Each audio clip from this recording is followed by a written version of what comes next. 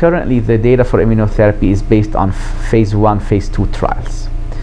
So the field is still evolving. Based on the existing data that we have from the phase 1-2 studies, one could use sorafenib or pembrolizumab, one could use nivolumab or pembrolizumab in second line.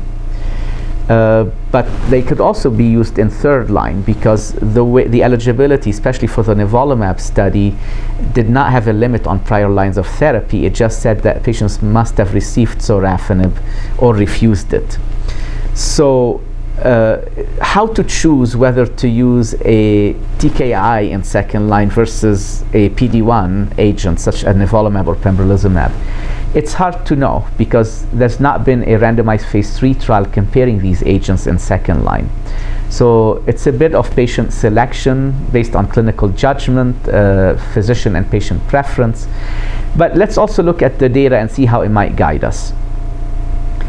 We know that with the PD-1 agents, we may give the patient a chance of a very deep and long-lasting response.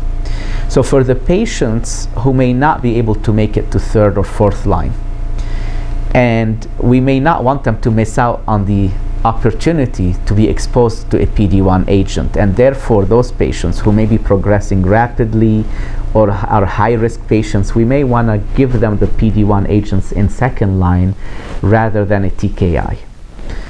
At the same time, to be fair, the TKIs approval are based on phase 3 data, level 1 evidence. We know that with the sorafenib, regorafenib sequence, in that select patient population, there is data that tells us that if we look at the survival from the time of starting sorafenib to death versus starting to sorafenib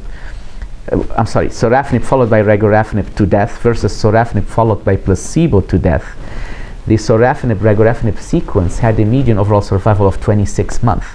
So it's intriguing that sequencing these agents could give us survivals by surpassing 2 years, which is quite impressive in the right patient.